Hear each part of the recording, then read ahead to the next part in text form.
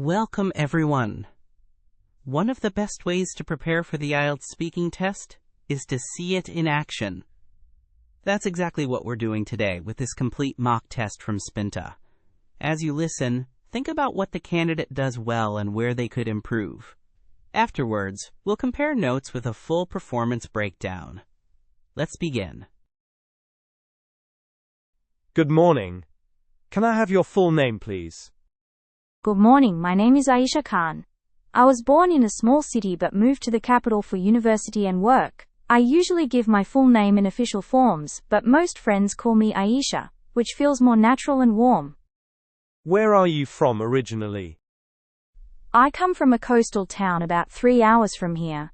It is quiet, with a strong fishing culture, and I still visit my family there when possible.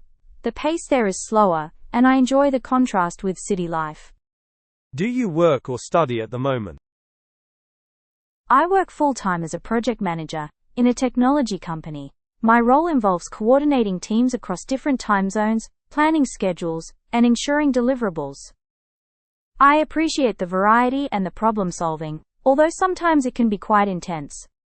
Do you enjoy your job? Why or why not? Yes, overall I enjoy it because it challenges me intellectually and lets me develop leadership skills. There are aspects I find demanding, like tight deadlines, but they also push me to be organized. I think the opportunity to mentor younger colleagues is particularly rewarding. What do you like doing in your free time? In my free time I read a lot and go hiking at weekends. Reading keeps my curiosity alive and hiking helps me disconnect from screens and re-energize. I also try to cook new recipes sometimes, although not every attempt is successful, but I still enjoy experimenting. How often do you cook at home? I cook at home around 4 or 5 times a week. During weekdays I prefer quick healthy meals, and on weekends I spend more time preparing elaborate dishes with friends. Cooking feels creative and social when shared with others. Let's move on. I will give you a topic. Describe a memorable meal you had. You should say what the meal was, where you had it, who you were with, and explain why it was memorable.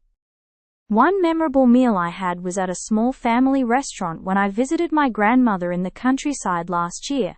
It was a simple spread of rice, a slow-cooked lamb stew, flatbreads and a fresh salad prepared with herbs from her garden.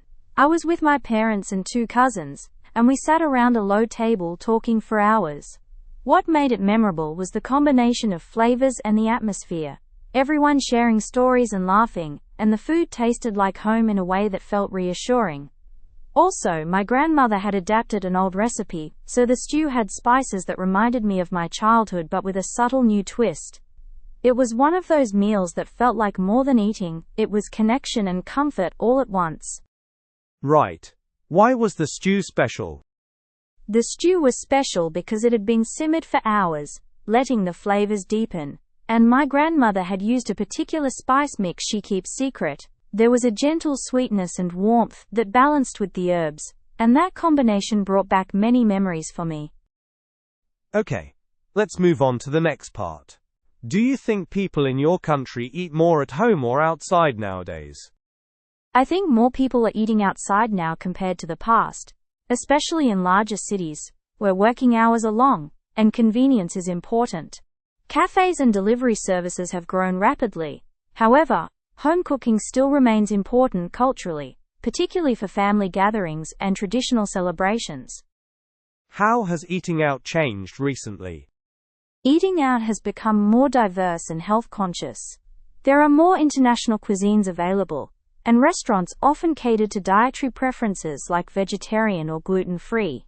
Technology also changed ordering and reservations, making access easier, but sometimes reducing the spontaneity of going out. What are the benefits of eating together as a family? Eating together fosters communication and strengthens relationships.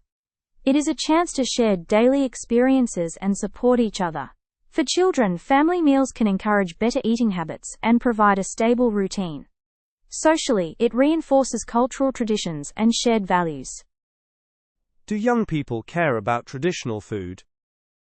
Many young people show renewed interest in traditional food, as part of a broader interest in heritage and sustainable eating.